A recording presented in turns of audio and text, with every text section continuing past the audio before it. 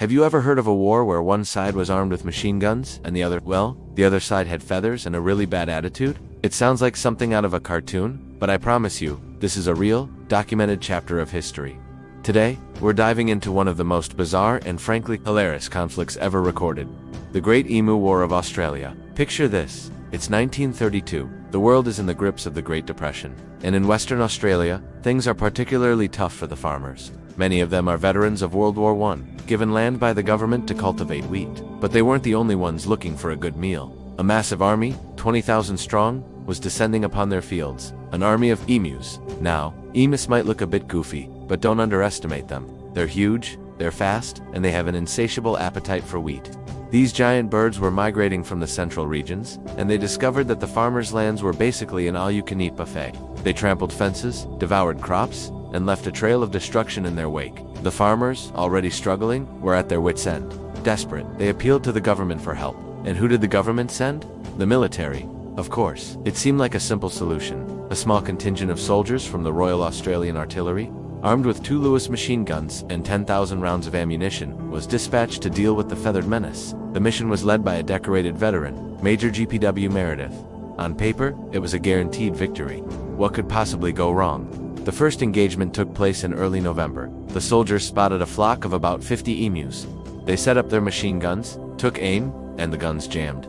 The emus, startled by the noise but largely unharmed, scattered in all directions. It was a less than glorious start. Major Meredith noted with a hint of admiration. Each mob has its leader, who keeps watch while his fellows carry out their work of destruction and warns them of our approach. The soldiers quickly learned that emus were not your average enemy. They were tactical geniuses in their own way. Instead of bunching up and making for an easy target, they would split into small groups and run erratically, making it nearly impossible to get a clean shot. They were, as one soldier described, like feathered tanks. Their thick plumage and tough skin could seemingly deflect bullets.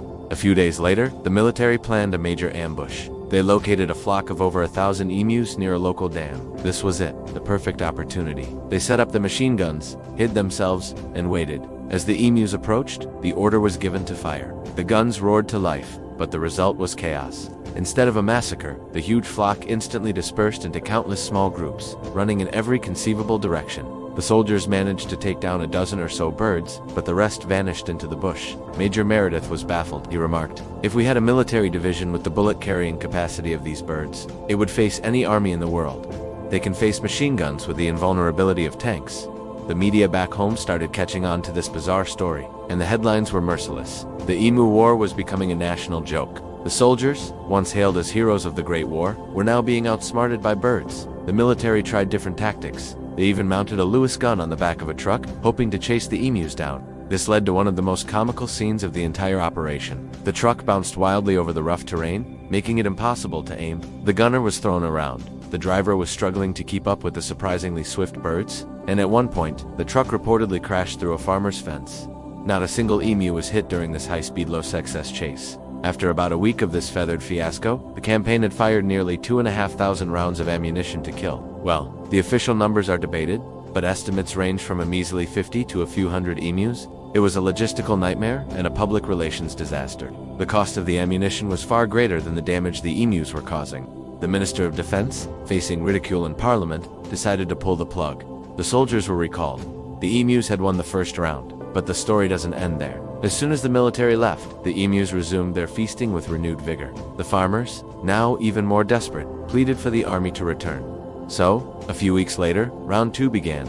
This time, the military claimed to have more success. Major Meredith reported that they were taking down a significant number of birds. But even with this supposed improvement, the emu population remained vast and undeterred. The fundamental problem was the same. The emus were simply too smart, too fast, and too spread out. By mid-December, it was clear that a military solution was not viable. The operation was officially called off for good. The Great Emu War was over, and the victor, by a decisive margin, was the emu. In the end, it wasn't machine guns that solved the problem.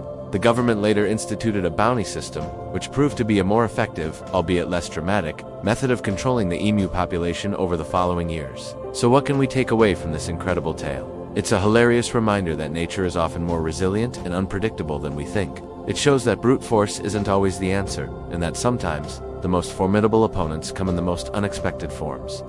The Great Emu War has gone down in history not as a great military victory, but as a monument to human hubris and a testament to the surprising cleverness of Australia's giant, flightless birds. It's a story that proves reality can be far stranger and funnier than fiction.